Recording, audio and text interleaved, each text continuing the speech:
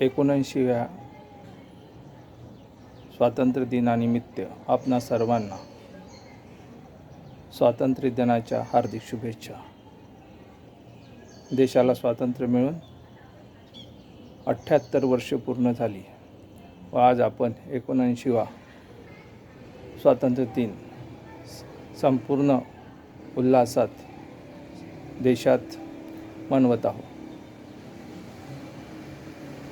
या स्वातंत्र्य दिनानिमित्त माननीय मोदीजींनी जे आपले राष्ट्रगौरव पंतप्रधान आहेत त्यांनी आज सुशिक्षित बेरोजगारांसाठी एक मोठी घोषणा केली.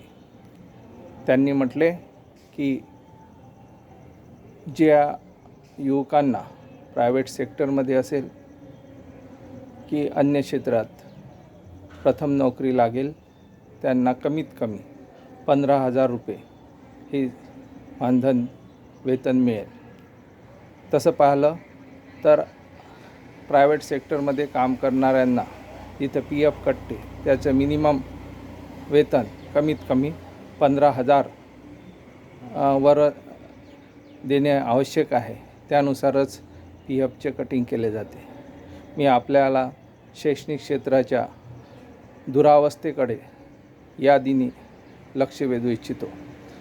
अनेक महाराष्ट्रात अनेक शाळा ह्या विनाअनुदानित व सेल्फ फायनान्स आहे. एकूण 1,08,000 शाळा असून त्यातील 44,000 शाळा सेल्फ फायनान्स आणि विनाअनुदानित तत्त्वावर आहे. यातल्या बोटावर मोजण्या इतक्या शाळा हे संविधानाचे व शालेय नियमाचे पालन करीत आहे. इथल्या शिक्षकांना फार अल्प वेतन दिले जाते. जे शिक्षक राष्ट्रनिर्मितीचे काम करत आहे, समाज घडवत आहे, त्याला फार अशी वागणूक दिली जाते की त्याची कल्पनाही करवत नाही. या स्वातंत्र्य दिनाच्या प्रसंगी मी माननीय मुख्यमंत्री व माननीय पंतप्रधान यांना विनंती करतो की अशा ज्या शाळा संस्थाचालक आहेत त्यांना त्यांची चौकशी करून ताबडतोब संविधानाच्या दायरेत त्यांना शाळा चालवण्यास सांगावे.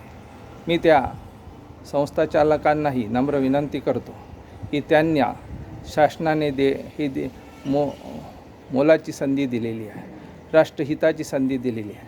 त्याचा फायदा सर्व राष्ट्राला व युवकांना व जनतेला होईल असा प्रयत्न केला पाहिजे. एक चांगली पिढी घडवण्याचा प्रयत्न आपल्या माध्यमातून केला पाहिजे, परंतु आपण ते करत नाही, हे दुर्दैव. अनेक संस्थाचालक शिक्षकांच्या नोकरीकरता लाखो रुपये घेऊन नोकरी देतात. अनेक कॉन्व्हेंट स्कूलचे संस्थाचालक तुटपुंजे वेतन देऊन शिक्षकांचे शोषण करतात.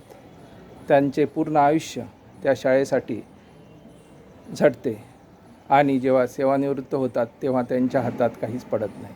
अनेक संस्थाचालक PF कटत नाही, ग्रॅच्युइटी देत नाही. महिला वर्ग फार मोठ्या प्रमाणात आहे. तिथे त्यांना मॅटर्निटी लिव्ह विथ पे न देता त्यांना नोकरीवरून नोकरी सोडण्याकरता सांगतात. ही फार खेदाची बाब आहे. अनेक संस्था या शासनाचे नियमाचे पालन करीत नाही. शासनाने जाहीर केलेल्या सुट्ट्या देत नाही. अनेक अल्पसंख्याक शाळेत असे प्रकार घडत असतात. आत्ताच चंद्रपूरमधील एका अल्पसंख्याक शाळेमध्ये ज्या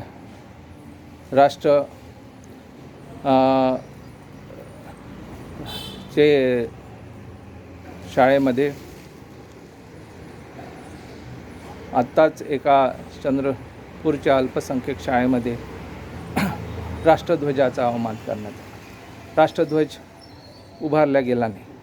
13, 14, 15ला प्रत्येक शैक्षणिक संस्थेत राष्ट्रध्वज फडकवणे बंधनकारक आहे, परंतु तिथे त्यांनी 13 तारखेला राष्ट्रध्वज फडकवला नाही. म्हणजे हे आता शिक्षकांचे शोषण करीतच आहे, पण राष्ट्राचाही अपमान करीत आहे. चंद्रपुरामधीलच एक अशी संस्था आहे मोठ्या उद्योगपतीची, जिथे ते शैक्षणिक कायद्याचे पालन करीत नाही. तिथल्या शिक्षकांना फार त्रास देऊन, टॉर्चर करून करीत आहे. एक मोठे उद्योजक, देशात त्यांचे नाव आहे, अशा संस्थेमध्ये असे प्रकार घडणे हे फार आपल्या राष्ट्रासाठी घातक आहे. आणि म्हणूनच या सगळ्या बाबीकरता प्रशासन, शैक्षणिक प्रशासन आणि सरकारने जबाबदारीने काम केले पाहिजे. आज आपलं राष्ट्र 79वा स्वातंत्र्य दिन मनवत आहे. आजही आम्ही स्वातंत्र्य झालो की पारतंत्र्यात जावं असा प्रश्न पडित आहे. या माझ्या शैक्षणिक बांधवांना, विद्यार्थ्यांना, त्यांच्या पालकांना शैक्षणिक स्वातंत्र्य मिळवून देण्यासाठी शासनाने व शासनाच्या अधिकाराने या दिवशी प्रण केला पाहिजे की कोणत्याही शिक्षकांवर, विद्यार्थ्यांवर अन्याय होणार नाही.